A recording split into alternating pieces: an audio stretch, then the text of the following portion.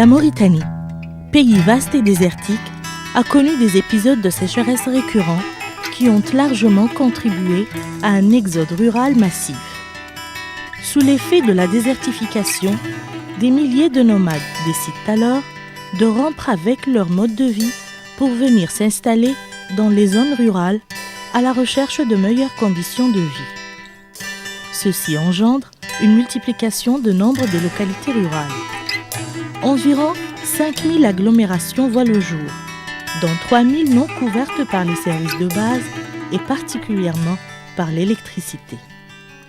Le gouvernement devait alors élaborer une stratégie de développement pour la généralisation progressive de l'électricité, qui est un facteur essentiel du développement économique et social et du bien-être des populations vivant dans ces agglomérations naissantes. Merci beaucoup l'agence Kamlin ou les partenaires européens. Ce qu'il nous fait, c'est excellent. Merci, messieurs, d'être venus. Chacun de nous à le Coran. Vous soyez tous les bienvenus, vous êtes chez vous, nous sommes contents. En plus de ses ressources propres, l'État mit à contribution la coopération avec les partenaires européens. Le mécanisme de financement de l'accès à l'énergie mis en place par l'Union européenne a ainsi permis à la Mauritanie de bénéficier de 3 projets d'électrification en milieu rural. Ces projets sont destinés à faire face à la faiblesse du taux de couverture électrique des villages dans le cadre d'une stratégie globale d'électrification de la Mauritanie. L'État a pris des options stratégiques très volontaristes. D'abord, nous nous sommes fixés des objectifs qui sont en droite ligne des objectifs de développement du millénaire. D'arriver à un taux d'électrification urbain de 80% en 2015 et un taux d'électrification rurale de 40%, en partant quand même de 5%. Avec de la volonté et un bon pilotage du secteur, les objectifs sont des objectifs réalistes.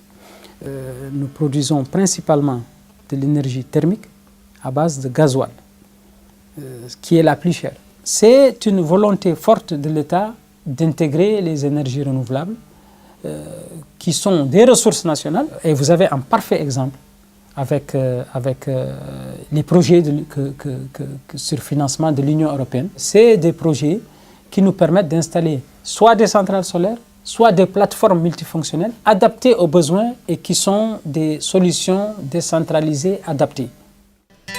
Au Houd al-Sharqi, plus de 1000 km au sud-est de Nouakchott, Add el-Bagrou bénéficie d'une centrale électrique dans le cadre d'un programme d'électrification de 20 localités réparties entre 5 wilayas à travers le pays.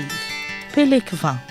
Lancé par l'Agence pour l'accès universel aux services de base, ce programme est couronné de succès. L'électricité est désormais disponible pour la première fois dans cette importante localité située à la frontière avec le Mali et créée durant les années 60. Avec cette électrification, nous voulons voir émerger des activités économiques locales productives, et par exemple les ateliers de soudure, des ateliers de couture et beaucoup d'opportunités.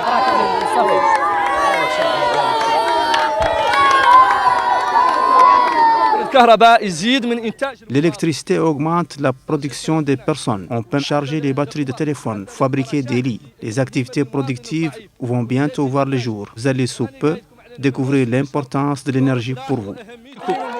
Au Tagan, au centre du pays, un autre exemple d'électrification réussie du Pelek 20. Il s'agit de la commune de Nbeika qui est dotée d'un réseau électrique qui a engendré la naissance d'une série d'activités génératrices de revenus. La ville de Nbeika correspondait à un petit village sombre avant ce projet d'électrification. Ses répercussions étaient positives sur l'ensemble de la vie de nos populations, particulièrement au niveau de la création de l'emploi à travers les petits métiers qui se sont développés depuis 2010. J'ai saisi cette occasion pour souligner la satisfaction des populations de la commune de Nbeika. L'Agence d'accès universel chargée de la généralisation des services de base en milieu rural et périurbain a pour mission aussi de mobiliser les ressources nécessaires pour bien mener cette tâche. L'Agence d'accès universel aura été présente dans ces projets, les 3 projets de la facilité énergie, qu'elle cofinance tout le long du processus, que ce soit au niveau du pilotage, de l'exécution et du suivi de ces projets. Le taux d'accès à l'électricité dans les 5 wilayas ciblés par le projet a été amélioré de l'ordre de 5%. Le succès de ces projets découle de la bonne conception de ces projets, du choix de ces projets et des acteurs impliqués dans ces projets.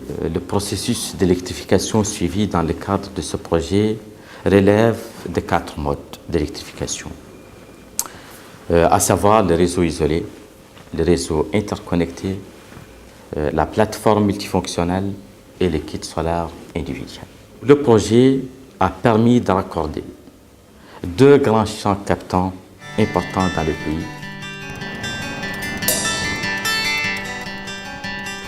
Nous, à l'ONCER, valorisons hautement l'intervention du projet PELEC 20 et surtout sa partie concernant la connexion de nos forages, des champs captants que nous exploitons, de la connexion au réseau électrique.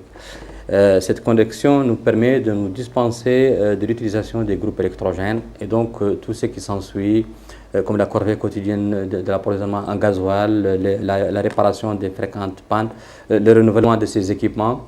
Ceci nous permet des économies substantielles et permet surtout de renforcer la qualité des services que nous donnons dans les milieux ruraux et semi-urbains.